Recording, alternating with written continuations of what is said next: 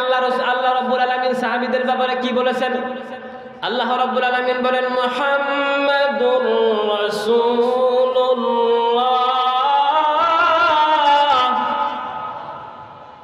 আল্লাহ রাব্বুল আলামিন বলেন শোনো, মুহাম্মাদুর রাসূলুল্লাহ ওয়াল্লাযীনা মাআহু আশিদ্দাউ আলাল কুফার। মুহাম্মাদুর রাসূলুল্লাহ এবং তার যারা সাহাবী তারা ছিল কাফেরের ব্যাপারে কঠোর, কাফেরদের ব্যাপারে ছিল আপোষহীন, কাফেরদের সাথে মাথা দিয়েছে, কল্লা দিয়েছে, কিন্তু আপোষ করে নাই, ঠিক কিনা? কিন্তু এখন মুসলমান এরকম আছে, একটু সম্পদ পাইলে, টাকা পয়সা পাইলে কাফেরদের কাছেও মাথা বিক্রি করে দেয়। যেরকম মুসলমান মুনাফিক মার্কা মুসলমান আছে না? আল্লাহ রাব্বুল আলামিন বললেন তবে রুহামাউ বাইনাহুম, মুহাম্মদুর রাসূলুল্লাহর সাহাবী যারা তারা ছিল পরস্পরের ব্যাপারে পরস্পর তারা ছিল রহমদিল, তারা একে অপরের প্রতি ছিল দয়ালু সহানুভূতিশীল। তারাহুম রুকআন সুজদান ইয়াবতাগুনা ফাদলাম মিনাল্লাহ। মুহাম্মদুর রাসূলুল্লাহর সাহাবীরা তোমরা দেখবে তাদের চেহারার মধ্যে রুকআন সুজদা, তারা রুকু সেজদায় রত ছিল। সীমাহুম ফি উজুহিহিম মিন আসারিস সুজুদ, আর তাদের চেহারার মধ্যে ছিল সেজদার চিহ্ন। সুবহানাল্লাহ। এবার আসেন মুসলমান ভাইরা আমার, সাহাবীদের ব্যাপারে সাহাবীরা কি বলেছেন? আল্লাহর নবীর একজন সাহাবী ওমর রাদিয়াল্লাহু আনহুর ছেলে আব্দুল্লাহ ইবনে ওমর, তিনি সাহাবীদের ব্যাপারে কি বলেছেন শোনেন। হযরত কাতাদা রাহিমাহুল্লাহ তিনি একবার আব্দুল্লাহ ইবনে ওমরের কাছে গেলেন, গিয়ে জিজ্ঞেস করলেন, ও আব্দুল্লাহ ইবনে ওমর, আল্লাহর নবীর সাহাবীদের ব্যাপারে আপনি কিছু আমাদেরকে বলেন।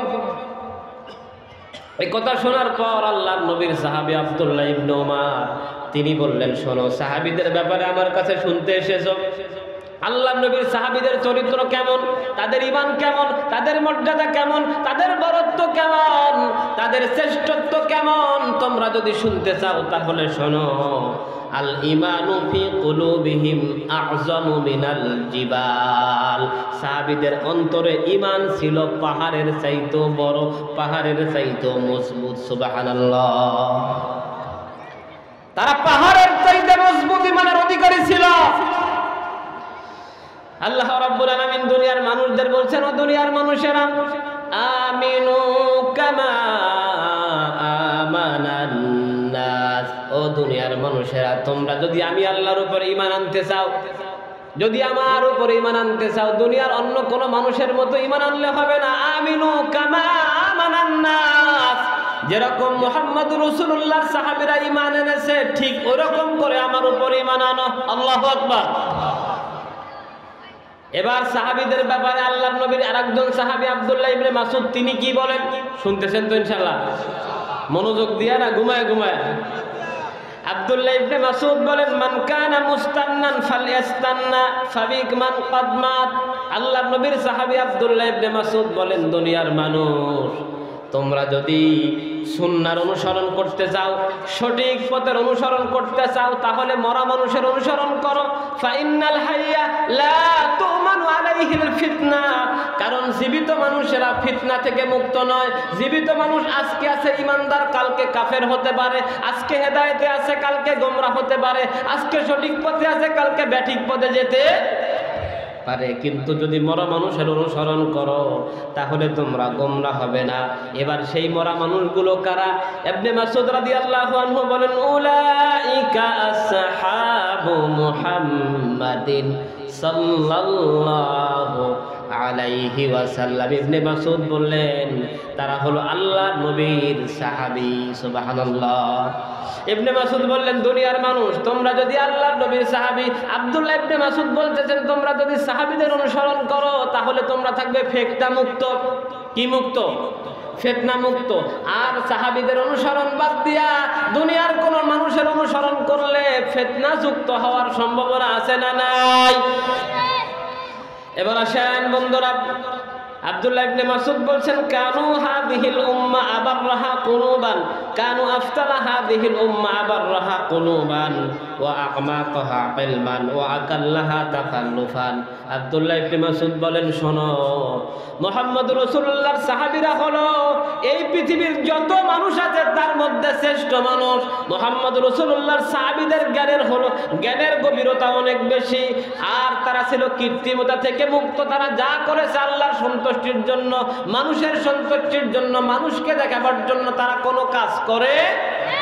কিন্তু আমাদের কাজ মানুষের সন্তুষ্টির জন্য আছে না নাই? কথা কোন আছে না নাই? এক যুবক প্রতিদিন নামাজ পড়লো, 1-1.5 মাস নামাজ পড়ার পরে মসজিদে নাই। কিও মসজিদে নাই কেন? জিজ্ঞাসা করলাম কি ব্যাপার, মসজিদে কেন নাই? কয় হুজুর, এই যুবক একটা মেয়েরে ভালোবাসছিল, এই মেয়েরে পাওয়ার জন্য এতদিন নামাজ পড়ছে, এখন মেয়েরে পায়া গেছে, বিয়ে করছে, আর নামাজ লাগে না। তাহলে আপনারা বলেন, এই যুবক এতদিন নামাজ পড়েছে আল্লাহর জন্য না মেয়ের জন্য? কথা কর, আল্লাহর জন্য না মেয়ের জন্য?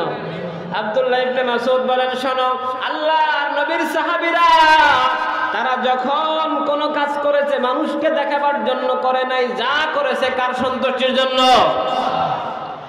এবার আল্লাহ আব্দুল্লাহ ইবনে মাসউদ বললেন, দুনিয়ার মানুষ আ'রাফু লাহুম ফাদলুহুম ওয়াত্তাবিউহুম আলা আসারিহিম ওয়া তামাসসাকু বিহা ইস্তাতা'তুম মিন আখলাকিহিম ওয়া সিয়ারিহিম। আব্দুল্লাহ ইবনে মাসউদ বললেন, শোনো, তোমরা সাহাবীদের মর্যাদাকে জানো, পড়ো, বোঝো, তাদের মর্যাদাটা জানো, অনুধাবন করো, তাদের আখলাক তোমরা গ্রহণ করো, তাদের জীবনী তোমরা গ্রহণ করো, কারণ ফাইন্নাহুম কানু আলাল হুদাল মুস্তাকিম। সূরা কোন আল্লাহু আকবার। আব্দুল্লাহ ইবনে মাসউদ বললেন, শোনো, আল্লাহর নবীর সাহাবী যারা ছিল তারা সবাই ছিল সিরাতে মুস্তাকিমের উপরে প্রতিষ্ঠিত। এবার তাই বন্ধুরা আমার, সাহাবীদের জীবনী শোনার দরকার আছে না নাই? আমাদের ঈমানকে ঠিক রাখার জন্য, হেদায়েতের পথে থাকার জন্য সাহাবীদের জীবনী শোনার কোনো বিকল্প। তাহলে আজকে আমরা যেই সাহাবীর নাম শুনবো, সেই সাহাবীর জীবনী শুনবো, সেই সাহাবীর নাম কি? সবাই বলেন, কি নাম? বেলাল রাদিয়াল্লাহু আনহু। আল্লাহর নবীর সাহাবী হযরত বেলাল, তিনি হাবশার মানুষ, চেহারাটা ভালো ছিল না। বেলাল রাদিয়াল্লাহু আনহুর ঠোঁট ছিল মোটা, নাক ছিল চ্যাপ্টা, চেহারা ছিল কালো, কিন্তু অন্তরে ছিল ঈমানের আলো, ঈমান দিয়ে ভরা ছিল অন্তরের মধ্যে ঈমানের নূর ছিল। হযরত বেলাল ছিলেন প্রথম 7 জন মুসলমানের একজন। সুবহানাল্লাহ। আব্দুল্লাহ ইবনে মাসউদ রাদিয়াল্লাহু আনহু বলেন, আউয়ালু মান আযহারা ইসলামাহু সাবআ। ও দুনিয়ার মানুষ শোনো, আল্লাহর নবী 7 জন মানুষ নিয়ে ইসলামের দাওয়াত শুরু করেন। কয়জন? 1 নম্বর রাসূলুল্লাহ ওয়া আবু বকর ওয়া আম্মার ওয়া উম্মুহু সুমাইয়া ওয়া সুহাইবুন ওয়া বিলালুন ওয়াল মিকদাদ। আল্লাহর নবীর সাহাবী আব্দুল্লাহ ইবনে মাসউদ বলেন, শোনো, 7 জন মানুষ নিয়ে নবীর তার মিশন শুরু করে। 1 নম্বর রাসূল দাওয়াত দিলে আবু বকর কালেমা পড়ে, আবু বকর পরে আম্মার কালেমা পড়ে, আম্মারের পরে তার মা সুমাইয়া কালেমা পড়ে, তারপরে সুহাইব কালেমা পড়ে, তারপরে বেলাল কালেমা পড়ে, তারপরে মিকদাদ কালেমা পড়ে। এই 7 জন মানুষ নিয়ে রাসূল তার দাওয়াতি মিশন শুরু করেন। এখন রাসূল যখন 7 জন মানুষ নিয়ে দাওয়াত শুরু করলেন, রসুল দাওয়াত শুরু করার সাথে সাথে আমরা ওয়াজ করলে হাদিয়া তোহফা পাওয়া যায়, রসুল দাওয়াত দিলে হাদিয়া তোহফা হালুয়া রুটি পায় নাই, বরং পাথরের আঘাত পেয়েছে। ঠিক কিনা? রসুল এবং আবু বকর বাদে বাকি 5 জন মানুষকে এমন কোন জুলুম নির্যাতন ছিল না যা মক্কার লোকেরা করে নাই। এই 7 জনের মধ্যে 6 নম্বর হলো হযরতে বেলাল। আল্লাহ নবীর সাহাবী হযরতে বেলাল রাদিয়াল্লাহু তাআলা আনহু। আল্লাহর নবীর সাহাবী হযরতে বেলাল।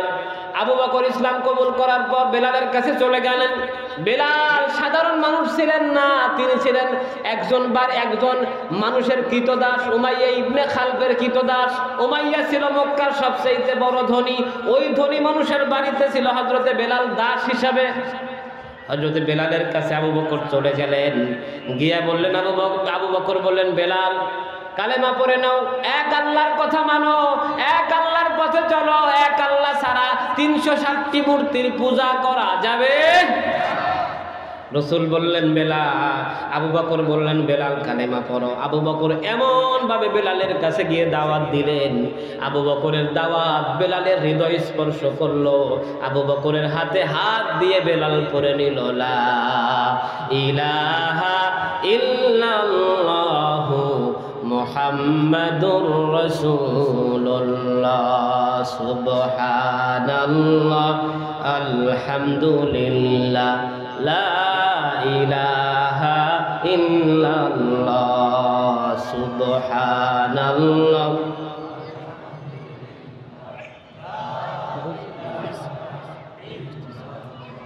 তুমি বাঁচাও তুমি মারো, অবিরত ক্ষমা করো। তুমি বাঁচাও তুমি মারো, অবিরত ক্ষমা করো। ধরার যে জন তাকেই ধরো, তোমার মুঠোয় সবই আল্লাহ সুবহানাল্লাহ।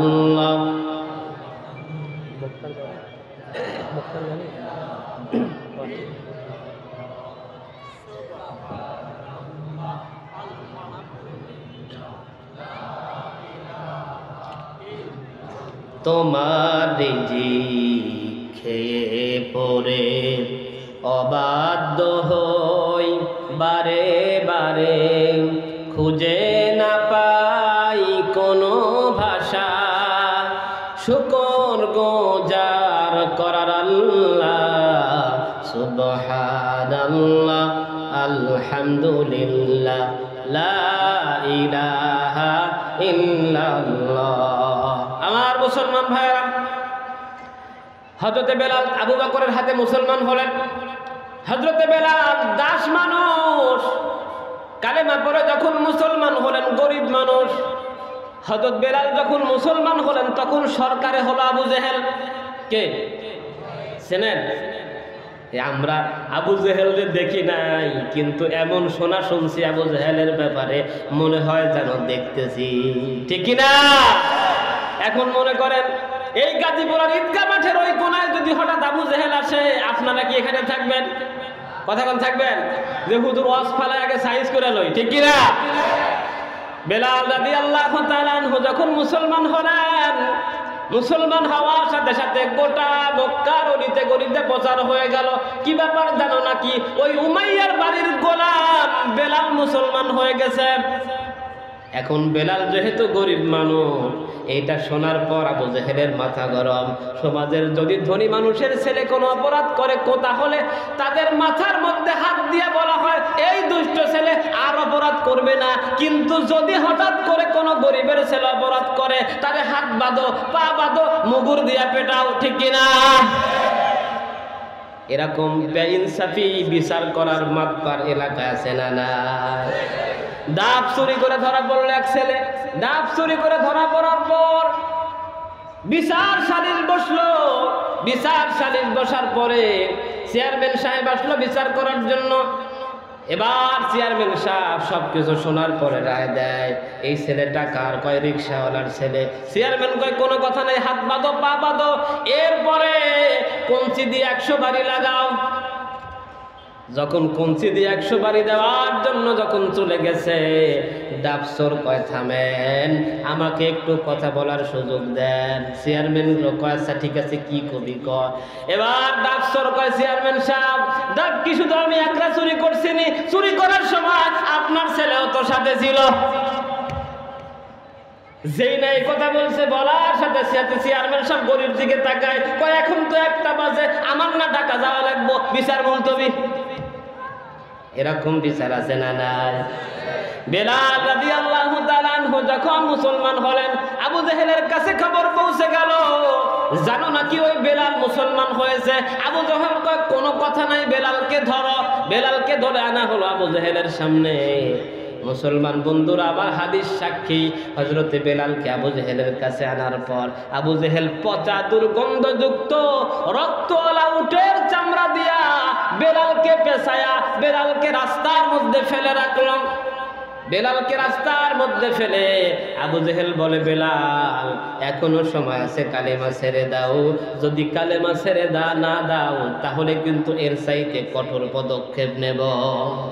বেলাল রাদিয়াল্লাহু আনহু জবান খুলে বললেন, আবু জেহেল শোনো, কঠোর পদক্ষেপ কেন? আমার জীবন বাকি যদি উড়ে যায়, আমি যদি মরে যাই, মরতে রাজি আছি, কিন্তু আল্লাহর কালেমা একবার গ্রহণ করার পর ছাড়তে রাজি নাই, ঠিক কিনা? আবু জেহেল এইভাবে শাস্তি দিল। না না, বেলালকে এখনো দমানো যায় না। আল্লাহ নবীর সাহাবী বেলাল এখনো দমে যায় না। বেলাল আরো শক্তি সাহস নিয়ে সামনে আগায়। আবু জেহেল কয়, না, এই শাস্তি দিলে কাম হইতো না। এবার আবু জেহেল লোহার পোশাক নিয়ে আসলো, লোহার জামা এনে হযরতে বেলালের গায়ে পরায়া দিয়া লোকজনকে বলল, যা যা এই বেলালকে নিয়ে যা মরুভূমির মধ্যে, যখন দুপুর বেলা প্রচন্ড রোদ উঠবে, এই লোহার জামাটা বেলালের গায়ে পরায়া বেলালকে মরুভূমির বালুর মধ্যে হাত পা বেঁধে চিৎ করে শোয়া দিবি। একদিকে বালুর তাপ আর একদিকে আসমানের তাপ, দুইটা যখন বেলালের গায়ে লাগবে, লোহার উপরে যখন পড়বে, তখন লোহা গরম হয়ে যাবে। ওই গরম লোহা বেলালের গায়ে লাগবে, আর বেলালের গায়ের গোশতগুলো পুরে জ্বলে পুরে খসে খসে পড়বে। এরপরে দেখি সে ঈমান ছাড়ে কিনা। মুসলমান বন্ধুরা আমার, আমরা কালেমা পড়েছি, কোনো মার নাই। আমরা কালেমা পড়েছি, কোনো হামলা নাই। আমরা কালেমা পড়েছি, মামলা নাই। কিন্তু বেলাল কালেমা পড়ার সাথে সাথে আবু জেহেলের আদালতে বেলালের নামে মামলা। শুধু মামলা না, আবু জেহেলের লোক বেলালের উপরে করেছে হামলা। বেলাল কিরকম করে নির্যাতন করে বলে, বেলাল এখনো সময় আছে, কালেমা ছেড়ে দাও। বেলাল বলে, না না, জীবন থাকবে যতক্ষণ কালেমা নিয়ে বাঁচবো ততক্ষণ, জীবন থাকবে যতক্ষণ আল্লাহর কথা বলবো ততক্ষণ, এই দেহে জীবন থাকতে 1 মিনিটের জন্য আল্লাহর কালেমা ছেড়ে দেব। আবু জেহেল কয়, না না, এটাতেও তো কাজ হইল না। এবার পরের দিন আবু জেহেল এলাকার সব ছোট ছোট ছেলেদেরকে ডাকলো। ডাকার পর আবু জেহেল বলল, ছোট ছোট ছেলেদেরকে আবু জেহেল ডাকলো, ডেকে বেলালের হাত বাঁধলো, পা বাঁধলো।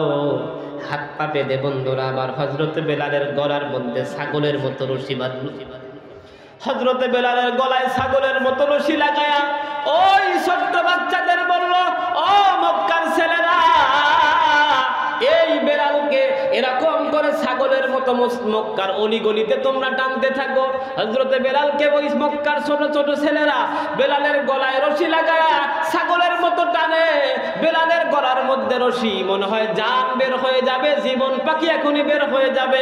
আর মক্কার পাথরের রাস্তা থেকে ছোট ছোট পাথরগুলো বেলালের গায়ের মধ্যে ঢুকে যায়। বেলালের চোখ দিয়ে পানি বের হয়ে যায়, বেলালের চোখ দিয়ে পানি বের হয়ে যায়। ওরে মনে করে বেলাল যেহেতু কাঁদতেছে, এখনই বোধ হয় কালেমা ছেড়ে দেবে।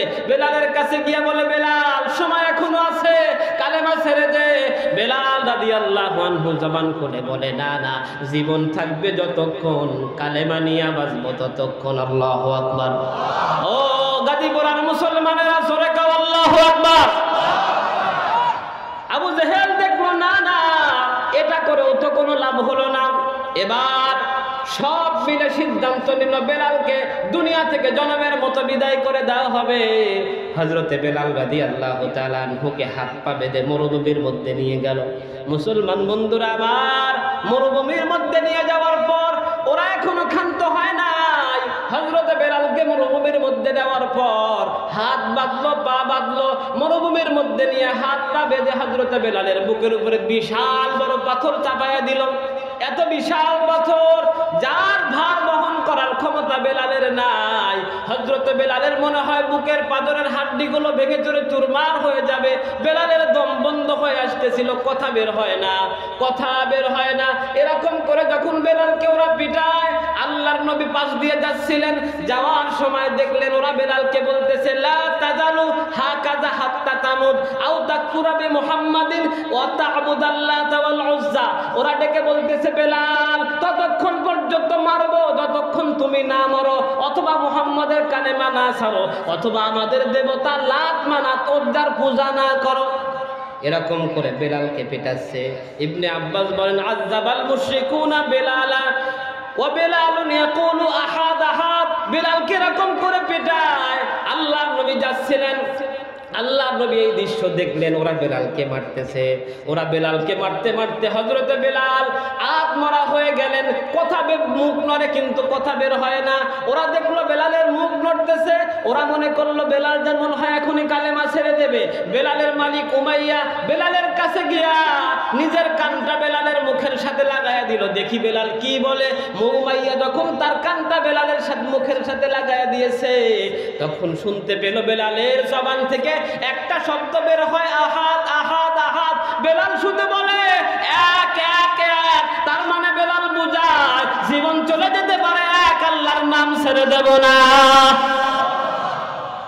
আমার মুসলমান ভাইরা, এরকম করে ইমানের পথে যারাই ছিল তাদেরকে নির্যাতন করা হয়েছে। ইমানের পথ ফুল বিছানো নয়, বরং ইমানের পথ কাটা বিছানো, ঠিক কিনা? ফুলে ফুলে রাঙা নয় ইমানের পথ, এই পথ সীমাহীন মরুময়।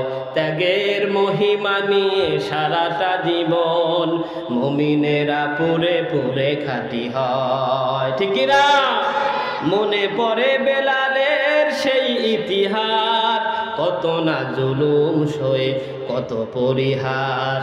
আহাদ আহাদ বলে কেঁদেছে কেবল, আহাদ আহাদ বলে কেঁদেছে কেবল।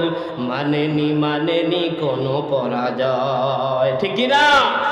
ইমানের পথে আজি হলে আগুন, দিতে হয় কতক্ষণ, দিতে হয় প্রাণ। কারাগারে কেটে যায় কত রাত দিন, কারাগারে কেটে যায় কত রাত দিন। জান্নাত হলো তার বিনিময়। কথা বলেন ঠিক কিনা?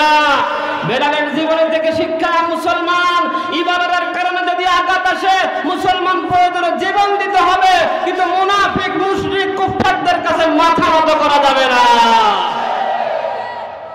মুসলমান বন্ধুরা আমার, আসেন এবার বেলাল রাদিয়াল্লাহু তাআলা আনহু এক এক করে যখন কথা বলতেছেন, মুসলমান বন্ধুরা আমার কান খুলে শোনেন। হযরতে বেলাল রাদিয়াল্লাহু তাআলা আনহু বলেন আহাদ আহাদ, এক এক। আল্লাহর নবী বেলালের পাশ দিয়ে যায়। আল্লাহর নবী দেখেন ওই আবু জেহেল তার সাঙ্গ পাঙ্গ নিয়া, তার সেলাসা মুন্ডা নিয়া আবু জেহেলের গুন্ডা বাহিনী বেলালকে পেটায়। হযরতে বেলাল তিনি নিথর দেহ জমিনের মধ্যে পড়ে আছে। বিশ্বনবী সাল্লাল্লাহু আলাইহি ওয়াসাল্লাম এই দৃশ্য দেখার পর, আল্লাহর নবীর হাতে কোনো ক্ষমতা ছিল না যে ওদেরকে বাধা দেবে। আল্লাহর নবীর হাতে ক্ষমতা নাই যে তাদেরকে থেকে ফিরিয়ে রাখবে। আল্লাহর নবী তাদের সাথে কথা বলবে, এই পরিস্থিতিও ছিল না। আল্লাহর নবী এই দৃশ্য দেখার পর আর সহ্য করতে পারলেন না। আল্লাহর নবী ডেকে বললেন আহাদুন ইউনজিক, ও বেলাল, ও বেলাল, যে আল্লাহর নামে আহাদ আহাদ তুমি বলতেছো, আমি মুহাম্মদ রাসূলুল্লাহ দোয়া করি ওই আল্লাহ তোমারে বাঁচায়া দেবে। আল্লাহ নবী এই দৃশ্য দেখে বাড়িতে ফিরে আসলেন। বাড়িতে ফিরে আসার পর আল্লাহর নবী সাল্লাল্লাহু আলাইহি ওয়াসাল্লাম আবু বকরের কাছে এসে বললেন, ইয়া আবা বকর ইন্না বেলালান ইউআদ্দিবু ফিল্লাহ। ও আবু বকর, ওই যে বেলাল তোমার হাতে না কালেমা পড়েছিল, ওই বেলাল তো কাফেরদের হাতে মার খায়, কাফেররা তো বেলালকে মারে। আবু বকরকে রাসূল এতটুকুন কথা বললেন, বলার সাথে সাথে আল্লাহর নবী এতটুকুন কথা বলার পর আবু বকর বুঝলেন আল্লাহর নবী কি বলতে চায়। আবু বকর বৃদ্ধ মানুষ, আল্লাহর নবী বুঝলেন হযরতে বেলালের ব্যাপারে রাসূল এই কথা বলার কারণ হলো আমি যেন বেলালকে ছাড়াইয়া নিয়ে আসি। রাসূল এতটুকুন কথা বলার পর আল্লাহর নবীর সাহাবী এক দলে বাড়িতে চলে গেলেন। বাড়িতে যাওয়ার পর একটা সুন্দর চাদর নিলেন, 10টি স্বর্ণ মুদ্রা, প্রায় আধা কেজি স্বর্ণ নিলেন। আধা কেজি স্বর্ণ আর একটা চাদর নিয়ে চলে গেলেন বেলালের মালিক উমাইয়ার বাড়িতে। উমাইয়ার বাড়িতে গিয়া বললেন, ও উমাইয়া, আমাদের লোক, আমাদের দলের লোক বেলালকে কেন মারো? খবরদার আর বেলালকে মারবা না, তুমি বেলালকে আর নির্যাতন করবা না। উমাইয়া ডেকে বলে, ও আবু বকর, তুমি তো বেজালটা লাগাইছো, এই বেলাল তো তোমার হাতে মুসলমান হয়েছে, তুমি দাওয়াত না দিলে তো মুসলমান হইতো না। এবার আবু বকর ডেকে বলে, উমাইয়া, যেহেতু বেলাল মুসলমান হয়ে গেছে, তুমি কি ওই বেলালকে আমার কাছে বিক্রি করবানি? উমাইয়া বলে, হ্যাঁ বিক্রি করব। বেলাল বলে, কি চাও? উমাইয়া বলে, আমাকে আধা কেজি স্বর্ণ দেওয়া লাগবে, একটা চাদর দেওয়া লাগবে। আবু বকর বলে, কোনো কথা নাই, এই যে তোমার জন্য আধা কেজি স্বর্ণ আর একটা চাদর নিয়ে আসছি, নিয়ে যাও। এর বিনিময়ে আমাদের দলের লোক, আমাদের নবীর সাহাবী, আমার ভাই বেলালকে তুমি আমার কাছে বিক্রি করে দাও। এবার আবু বকর বেলালকে কিনলেন। কেনার পরে যখন আবু বকর কিনলেন, কদাল কুফার ইন্নামা ফাআলা যালিকা লিয়াদিন কানাত লাহু ইনদা। মক্কার কাফেরেরা বলে, ও দুনিয়ার মানুষেরা, তোমরা জানো নাকি আবু বকর কেন বেলালকে মুক্ত করেছে? বেলালকে মুক্ত করার কারণ হলো আবু বকরের লোক নাই, এজন্য বেলালকে মুক্ত করছে, তার হাত শক্তিশালী করার জন্য। আবার কাফেরেরা বলল, না না, হয়তো কোনো একদিন এই বেলাল আবু বকরের উপকার করছিল, এই উপকারের প্রতিদান দেওয়ার জন্য বেলালকে সে মুক্ত করেছে। এই কথা যখন মক্কার কাফেরেরা বলল, আরশে আজিমের মালিক আল্লাহ রাব্বুল আলামিন তিনি বরদাস্ত করলেন না, সাথে সাথে আয়াত নাজিল করে প্রতিবাদ করলেন। আল্লাহ বলেন, ওয়ামা লিআহাদিন ইনদাহু মিন নি'মাতিন তুজজা ইল্লা ইবতিগা ওয়াজহি রাব্বিহিল আ'লা। জোরে কোন আল্লাহু আকবার। আমার আল্লাহ রাব্বুল আলামিন বলেন, ও দুনিয়ার মানুষ, শুনে রাখো, আমার আবু বকর বেলালকে মুক্ত করেছে তার কোনো স্বার্থের জন্য নয়, কোনো উপকারের জন্য নয়। আবু বকর বেলালকে মুক্ত করেছে আমি আল্লাহর সন্তুষ্টির জন্য। জোরে কোন আল্লাহু আকবার। আর জোরে কোন আল্লাহু আকবার। একটু জিকির করেন, লা ইলাহা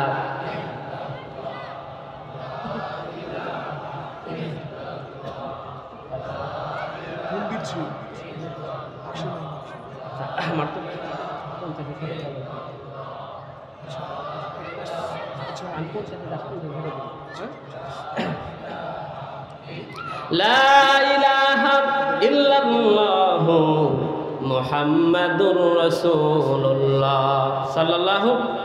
রাগ করতেছেন? কথা বলেন, রাগ করতেছেন? এবার আসেন মুসলমান ভাইয়েরা, হযরতে বেলাল যখন মুক্ত হয়ে গেল, মুক্ত হয়ে উমাইয়ার কাছ থেকে বেলালকে কিনলো কে? কথা কয় না, কিনলো কে? আবু বকর। এবার বেলাল আবু বকরকে কি বলে শোনেন। হযরতে বেলাল আবু বকরকে ডেকে বলে, আন্না বেলালান ক্বালা লি আবি বকরিন। বেলাল হযরত আবু বকরকে বলে, ও আবু বকর, ইন কুনতা ইন্নামাশতারাইতানি লিনাফসিক ফামসিকনি। ও আবু বকর, আপনি যদি আমাকে আপনার জন্য কিনে থাকেন, তাহলে আবু বকর আপনি আপনার কাজে আমি বেলালকে লাগায়া দেন। ওয়া ইন কুনতা ইন্নামাশতারাইতানি লিল্লাহ, আর যদি আল্লাহর জন্য কিনে থাকেন, ফাদআনি ওয়া আমালাল্লাহ, তাহলে আমি বেলালকে আল্লাহর ইবাদত করার জন্য আপনি ছেড়ে দেন। আল্লাহু আকবার। হযরত আবু বকর মুস্কি হাসি দিয়া বলল, বেলাল, তোমাকে আমি আমার জন্য কিনি নাই, তোমাকে আমি কিনছি আল্লাহর গোলাম বানানোর জন্য। ও বেলাল, যাও যাও, আজ থেকে তোমাকে মুক্ত করে দিলাম, তুমি আমার গোলাম না, তুমি আজ থেকে স্বয়ং আল্লাহর গোলাম। মুসলমান বন্ধুরা আমার, বেলাল মুক্ত হয়ে গেল। মুক্ত হওয়ার পর রাসূলুল্লাহ বেলালকে নিজের খাদেম বানায় নিলেন।